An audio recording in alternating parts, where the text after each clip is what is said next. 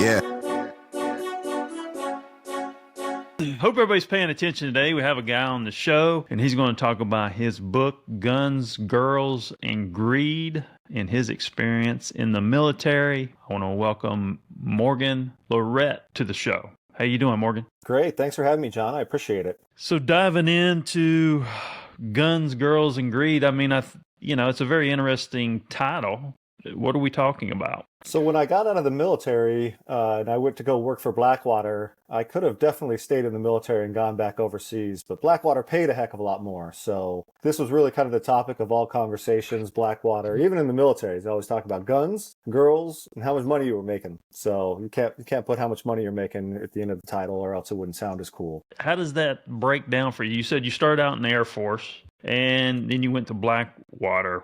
Was that what it was billed to be, and is that what you expected it to be? So when I got out of the military, I was trying to figure out what the heck I was going to do, taking some college classes, and my buddy got on with Blackwater, and he's like, you should come and do this. And I thought, well, I got nothing else going on. Literally, the recruiter called me the day after he got my information. Was like, we can get you on a plane, let's get you trained, let's get you over to Iraq. So part of it was the money, right? You're making $550 a day. I was 23 years old. That was really great money. And then the other part was the adventure. Like, what was Blackwater? I didn't even hardly know anything about it. And they were expanding exponentially, protecting diplomats over in Iraq. So it was a very gray area of what contractors could and couldn't do, because we hadn't really injected private protection into a war zone combat environment before. So we just kind of learned as we went. It was definitely everything I expected and everything I didn't expect, all just mushed into one. Now Blackwater, was that Cheney's deal? No, Blackwater was Eric Prince's deal. So okay.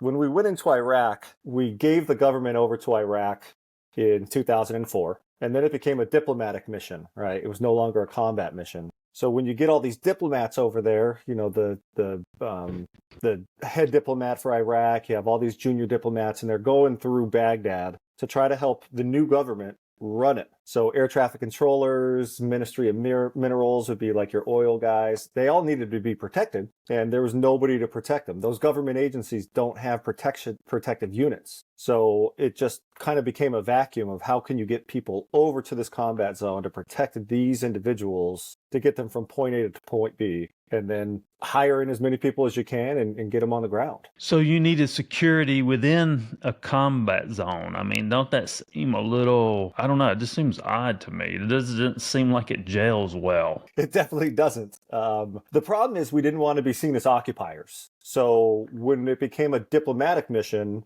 then you needed protection that couldn't be from the military. You couldn't just grab a bunch of MPs and drive them down in Humvees. You had to kind of look the part of having diplomats move across the country, wearing your polo shirts, going out there, standing with all your body armor on and your guns, and just getting them to where they needed to be. What's a micro story within that makeup? I mean, it makes you think about girls and guns and greed. So we would drive a diplomat from the Green Zone primarily out to a ministry. So the Ministry of Interior for them would be our interior department. So you drive in, you can't figure out who's the enemy, who's not. Everywhere you go, there was IEDs, and we would get to the point that we would just drive as fast and as violently as we could to get them there. And then once you get there, they're up there talking to the high up mucky mucks over in the Iraqi government. And what do you do when they're doing that? Well, you sit around and you just start talking. So, of course, it's always going to be, hey, what are you using? What kind of sights are you using on your M4? What do you have with your Glock? All that other stuff. And then girls. It's always girls. You're in a combat zone. Your testosterone is through the roof. So, of course, you're going to say, oh, I got, this girl that's waiting for me. Or some people go to Amsterdam on their leave and go to the red light district. And it was just the stories that you would tell each other out of just sheer boredom were probably the funniest things I've ever heard in my entire life. And that's kind of what the book is it's going through that opportunity, like Eric Prince saw, to create this private military. I took advantage of that opportunity. And then what actually came from that? What's the good of it? What's the bad of it? And what did you see on the ground through my lens that shows what private military contractors were doing before anybody knew what the heck they were supposed to be doing? If you were going to meet a girl over there, I mean, were these Iraqi females? I mean, who were these females? Are people in the military? What was up with that? Yeah, no, military girls. So as contractors, we could drink. So we would go out to Saddam's old pool. We would crack open a bunch of booze. And then you had a bunch of other contractors there too. KBR, that was Dick Cheney's gig. So you had them, you had military girls, you had all the different agencies had females over there. And there was actually a club in the green zone that you could go down to in a hotel. And go down there, and it was just like going to a bar in the US, like drinking and dancing and talking to girls. But I mean, the ratio of girls was definitely like 1 to 20. So it was like watching a basketball game, 10 people fighting over one ball. And how would the girls respond to that? When you go overseas as a girl, they call it Baghdad beauties or overseas beauty queens. You didn't have to be an 8 or a 9 or a 10 on the female side to bag, a 10 on the male side all day long. So I'm sure some of them weren't interested in it, but there was a number of them that wanted to partake. So what was it like, and what did it look like sitting around Saddam's pool? This is the most opulent thing you have ever seen in your life. You could go to a 5-star resort and it would not be this nice. So Saddam had his palace. There's probably 8,000 bedrooms in it. Every agency from the military to the government agencies had a little part of this palace. And then behind it was just an immaculate pool, just absolutely amazing. And probably like the nicest stuff surrounding that you've ever seen. So if you've ever been to like Newport, Rhode Island, and you see those mansions out there that you can tour, every building that Saddam had was like that. It was just absolutely decked out. The walls had wooden, carved wooden decorative pieces on it that somebody spent hours and hours and hours of doing, and no expense was spared when Saddam wanted his palaces to be to his desire. Now was the pool functional? I mean, was it running? Did y'all go jump in the pool? Oh yeah, no, there was contractors out there that were keeping the pool going. Those KBR guys. So you had your pool pumps, and the water was just absolutely crystal blue. There was another pool in the green zone, very similar, much larger. They had a Olympic-sized swimming pool. I mean, I don't think Saddam worked out that much, but if he wanted to, he could definitely go for a swim right in his backyard wherever he was. Now, Blackwater, is that, would you consider that the industrial military? No, Blackwater is like a supplement to military. So in Blackwater, it doesn't exist anymore. It got bought by Triple Canopy, that got bought by a company called Constellus. What they do is they supplement the local military. So a lot of the stuff they do right now in Syria, Ukraine, you name it, anywhere where there's a combat zone, they're sending contractors over there to train local forces on how to perform combat operations. Now, the purpose of the book, I mean, what's your goal that you wanted to achieve when you first approached writing this book? When I first started writing it, it was because I would tell these outlandish stories that people didn't believe. And I would say, no, it happened. And I'd show them pictures. They'd say, God, you got to write a book. So I started kind of in the vein of Tucker Max, where I was just writing, funny stories. And then it just kind of turned itself into a book where it really is a growing up story. 23 years old, making too much money, going overseas. Even as a contractor, you still have the same problems that soldiers have, right? Like you have PTSD, you have being away from your family, you have literally the close-up view of combat, right? Like some of my friends died. We had a car accident where a couple of small Iraqi children died in it. And it just gets really real. And that's the book. It's a progression of me going over there thinking this is going to be a great adventure to going, holy crap, what did I get myself into? And then slowly it just became like a normal life. As odd as that sounds, like I felt more like I was home when I was in Baghdad than I did when I was sitting at home, watching football. Really? Why do you think that is? I think you just get used to it. And it's probably every career. If you're in sales and you're always traveling, you probably feel really comfortable when you get to your hotels. Literally people that you're with, this brotherhood that you hear about in the military, same with contractors, where you feel safe, you feel secure, and you feel like no matter what happens, these guys have my back and I have their back. repetition, right? Rote repetition turns into just comfort. The Saddam thing, I mean, what was that all about? I mean, I saw something in there. You were collecting information for the situation he was going through. What was that approach and thought process? Because there's a lot of misleading stories, that have been out there over time and so forth. The first team I was on, we were attached to something called the Regime Crimes Liaison Office. And those were the individuals that were collecting evidence for the trials of Saddam Hussein, Chemical Ali, all of his high-level people. The problem is that we couldn't collect the evidence because it had to go through the Iraqi government so that it wouldn't look like a kangaroo court. So we would take these people out from all these different agencies. We would collect evidence. So we went up to Halabja, where he gassed the Kurds in 1988, all over Sulaymaniyah, northern Iraq, where he did the de-Baathification up in Kirkuk or Erbil, you name it. And we would work with their Iraqi counterparts to do a chain of custody, right? So just like in the U.S., you have to make sure that when the evidence starts here and it gets all the way down here, that there is somebody that's signing for each one of those pieces and identifying it and being able to say, I can now use this in court because I can show you that chain of custody. So that's what I did for approximately 3 months while we were over there. And then we take all that documentation and drive it up to JSS Justice. JSS Justice is where all the high value targets were, and ultimately where Saddam Hussein was hanged. So was Saddam really as bad as they made him out to be? Oh my God, he was probably worse, just to be like completely honest with you. So all the oil for food money, you could see it in every palace that he built. The city streets, and granted, we'd already been there for a year, so we probably ruined some of that stuff, but the city streets are just absolute chaos. Anybody that was in the government prior got kicked out because he was part of the Ba'ath Party, and we did the de-Baathification of the government. So nobody knew how to run the government.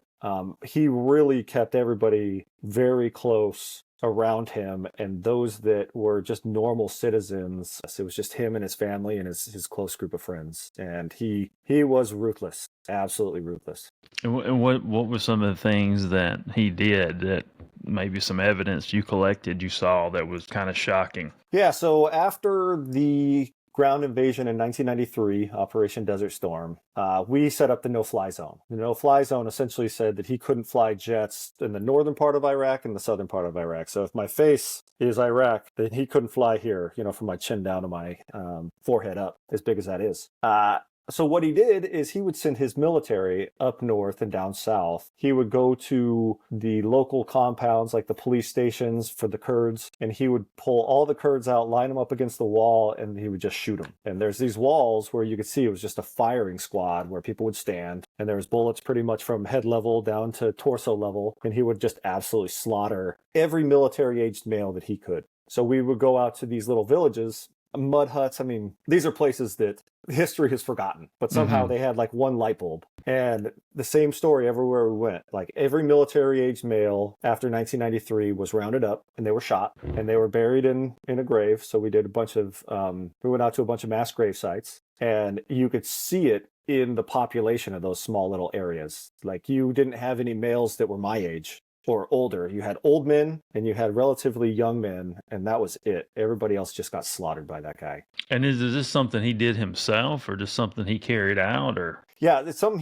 he directed. So Chemical Ali was the guy that was kind of doing all of his dirty work for him, especially northern Iraq against the Kurds. And what was the purpose of him taking out the Kurds? He thought those are the people who were up against him? Yeah, so the Kurds aligned with Iran. So you got to go back to like 1980. 1980 to 1988 was the Iran-Iraq border conflict. The Kurds sided with Iran, so he already hated them, and he decided that he didn't want them to be any part of his Iraq. So that's when he gassed the Kurds in 1988 up at Halabja. And then after the ground offensive, the Kurds were the ones, kind of rooting the U.S. on in 1993. And he thought, well, if you're not with me, you're against me. And he just went up there and started slaughtering. Interesting.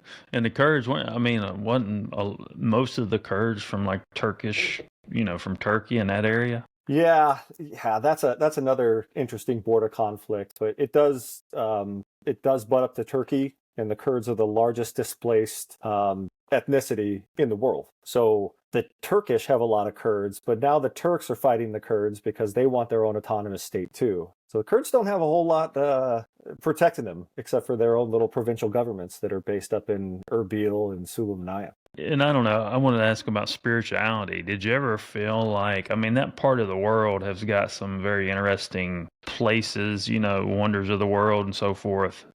How did that ever feel? Did it ever feel like a spiritual area, or what did that feel like just in general?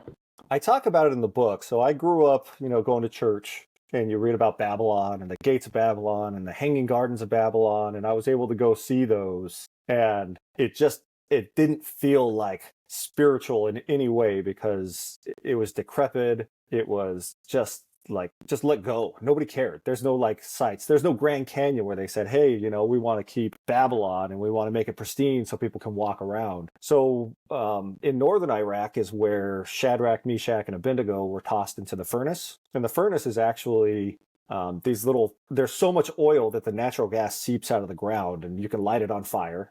And that's where you can, people would dry their clothes and they would cook off of it. And even going there and understanding what that was like from a biblical standpoint, it still just felt industrialized, right? They're just pumping oil out of the ground. And the oil's so close to the ground, you could step on it and have black on your shoes. And is that, you think about that part of the world.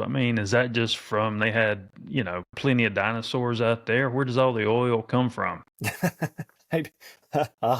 I have no idea. I don't know if it's more about the oil, where it came from, as much as about the accessibility of it. Yeah. I'm sure if you dug in Oklahoma and Texas, you could find big plots of oil, but the sands make it to where it's highly accessible and being able to be pumped just right out of the ground. And in Kirkuk, they have these spouts that come up, and they're stainless steel, and that's all the methane gas that's coming out of them pumping oil, and they just set it on fire. So there's all this natural gas that they're just setting on fire to be able to get to the oil and send that out. Put your arms around that. If you're walking in the desert, right, and you find oil, and it's kind of up for grabs, you got a border conflict, that's basically what they're fighting for. They're fighting for the money. It was probably a little bit of a chaos to, who was going to claim, the opportunity, was it not? Or yeah, so if you break down Iraq into those same little, my face structure again, the middle part doesn't have oil, but that's where Saddam Hussein had most of his power. Right. So that was a Sunni region. You hear about the Sunni Triangle with Ramadi, Fallujah. That was really Saddam Hussein's area. And then north of that is where the oil is, and south of that is where the oil is. So it was really dependent on Saddam to be able to control those areas, or else he would lose all of his ability to financially support, building his palaces, but theoretically to support his country. Because it was just like, is he like a land baron? He really wasn't. They called it a country, but is it really just, he was trying to make money for himself? Did he really have a country, and did it operate like a country? No, absolutely not. So the northern part was autonomous with the Kurds, just north of Kirkuk. And then the southern part was all the Shias. I might be getting my Shia and my Sunnis mixed up, but they were pretty autonomous. But he controlled the parts of those areas to be able to get the oil, and he didn't do anything to help out his country. He was propping up him and his family and his friends and his lifestyle with all that oil for food money. And when they found him in that hole, did he really have a bunch of cash with him? Oh, geez, there was cash everywhere. So I wouldn't be shocked if he had cash. We had those nickel-plated AK-47s, gold-plated AK-47s that he had. Those were just floating around. Like somebody in the Blackwater tent would have a nickel-plated AK-47 and try to sell it to somebody else because you could never get it home. I'm sure he had plenty of cash on hand, plenty of weapons, but he was a coward. He didn't want to die for his country. So how long were you in the military total? Between my active and my reserve time, it was about 13 years. So how do you feel now? Did you carry any of that home with you? Anything that it bothers you or that you're dealing with today? Yeah, you always carry that stuff home with you. It doesn't matter if you're there and you're staying on the big bases or if you're going out every day. There's just a stress level that you do for over a year working 12, 13, 14 hours a day. You come home and like for me, I couldn't sit still. I had to go out, I had to go on runs, I had to do something because it felt like it was just too calm. Then you go to the supermarket and you're like, holy cow, they have all this nice laundry detergent. And it smells so good. It's almost coming back. It's almost like going through a wormhole. You start on one side for your year, and then you get to the other side for your year, and everything stopped for me. And at the end of it, I realized nothing stopped stateside, right? People were still buying milk, and my family was still doing their things, and then come home and try to like take stuff over, and everybody's like, look, you've been gone. Don't come in here and like try to boss us around. So Yeah. it's constant. It gets better over time. I mean, that's the perk. Yeah. Yeah. Now, where are you from? Where's your family from? I grew up in the thriving metropolis of Cottonwood, Arizona, small Okay. town just south of Sedona, and that's where I went all the way through high school. And then I joined the military, and once I got done with my time in the Army as an intel officer, I went to graduate school up in Boston. I was like, holy cow, these people are always in a rush. So made my way back to Arizona, and I've been here for about the last 10 years. So, I mean, it's kind of, I talked about the spirituality thing. I mean, the reason I asked that is I have Native American on both sides of my family, and I'm a natural healer and a clairsentient. So it's just interesting to me because I think that people don't realize, there's one quantum grid. There's one quantum field, and everybody's connected. I mean, being in Sedona, is your family having spiritual activity or anything like that? Being in that area? It's funny because Sedona, when I was growing up there, was where you went and, you got your crystals, and the tourism was less about seeing Sedona and more about going to the vortex. And now it has become so commercialized that everybody just goes through it and doesn't even, pay attention to any of that stuff, which was, part of my childhood. Mm-hmm. But I mean, we grew up in a Christian church. And I mean, I think you can find spirituality regardless of where you look. But there are things that pull you towards it. I think with Iraq, difficult to try to get into that headspace because there was so much else that was going on. Right? You can't just sit there and say, "Oh man, I can't believe that I'm here at the gates of Babylon," and Alexander the Great walked through this. They're like, all right, let's go over there and take a picture as quick as we can and then hop back in our trucks where we have all of our armor. What's the plan now? You got the book out, and what are you doing today? I mean, yeah, well, I'm just kind of, I have my real job that, pays the bills and gets the kids into sports. And then kind of writing on the side, just trying to get the story out there because Blackwater has a lot of bad, I don't know, juju around it. yeah. But that's not really the case. Like it was just a difficult time and place to be without knowing what you were going to do or how you were going to accomplish it. You got 2004, we didn't even have GPS. Mm-hmm. You couldn't just say, hey, Google, send me over to the Ministry of Minerals. It was like, hey, let's look at this map, and then all the roads are closed, and you're having to figure out how to drive, and you're driving against traffic. You got oncoming traffic, and we're just driving right through it because you got to do your job. And was it a net good or was it a net bad? And that's kind of what the book goes through. Is at the end of it, the reader can choose whether Blackwater or contractors are a net good or a net bad, but they're not going away. It's how we continue to wage war. And now you see contractors that are moving unaccompanied minors from the U.S.-Mexico border. The contracts are always going to be there. It's a line item for the government now. And what that allows the government agency to do is say, oh, that wasn't us. That was this contracting firm that was doing that, or is this contracting firm. And it gives them, arm's length to be able to blame somebody else for either their bad planning or their inability to execute. And that's exactly what you're seeing on the border right now. There are so many jobs out there for contractors. So when you said wage war, why do we have to go to war? You know what I'm saying? Like, is it, when you said it gives them an arm length away, I mean, is that as an excuse so they can go to war if they need to with these contractors? Oh, absolutely. It allows the U.S. government to put essentially military type troops into a combat zone without saying, oh, we have soldiers over there. So it's a cop out. You don't want to send soldiers over to Ukraine, but you're more than happy to send contractors over there. And I think there was a contractor that was killed recently in Syria, and everybody just kind of, shrugged. If that had been a soldier, like what happened in Iraq a few weeks ago, then you have to retaliate. If it's a contractor, it's just a contractor. I mean, it's called the single serve Starbucks coffee cup. They'll use you. When they're done using you, they'll throw you away. They got what they wanted out of you. It doesn't matter. And why does the Blackwater, why did it get such a bad rap? I mean, just because of these types of instances that may happen while you're doing your job, or? Yeah, exactly. I mean, the State Department didn't come out and say, oh, Blackwater. They didn't say, oh, that was us. That was, our contract with Blackwater. And it could be it could be DynCorp, it could be Triple Canopy, Blackwater was just the one that once the government started focusing on it, that there was no way the Blackwater was going to be able to stay in Iraq and continue to contract. So what they did is those contracts went to a company called Triple Canopy. Triple Canopy walked into the Blackwater compound and said, hey, you guys are all Triple Canopy employees now. Same trucks, same people, same everything. Kept doing what they were doing. But it allowed the government to say, oh, Blackwater bad. But don't worry, we have somebody else. Same everything. I mean, do you think we go to war more than we should? I mean, yes, absolutely. And I can't fathom why we just can't keep our nose out of other people's business. It's crazy to me. Like we're trying to help out the Ukrainians against the Russians, and at the end of the day, we're not going to change anything because we're not putting boots on ground. Yeah.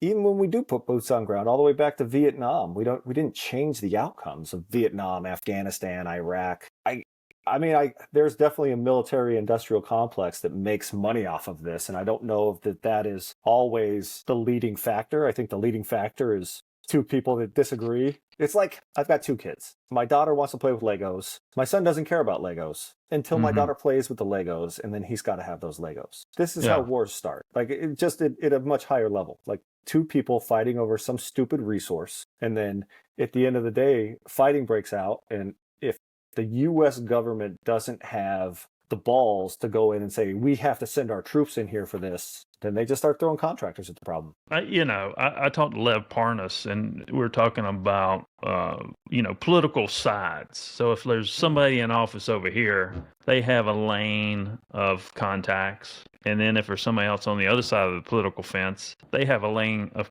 contacts that are linear to different countries, which I guess beliefs or policies, whatever you want to call it, depend on where the elections land and who is linear to that office in another country. Anything could develop. It's not really a uniform process, it seems like to me. Well, and politicians have turned into essentially a conveyor belt. They start here, and then they get in with one senator or congressman, and then they start moving up, and then they run for local office, and then they run for Congress, and they run for Senate. None of those guys think differently than any of the other guys. It's just, I want my side to vote for me.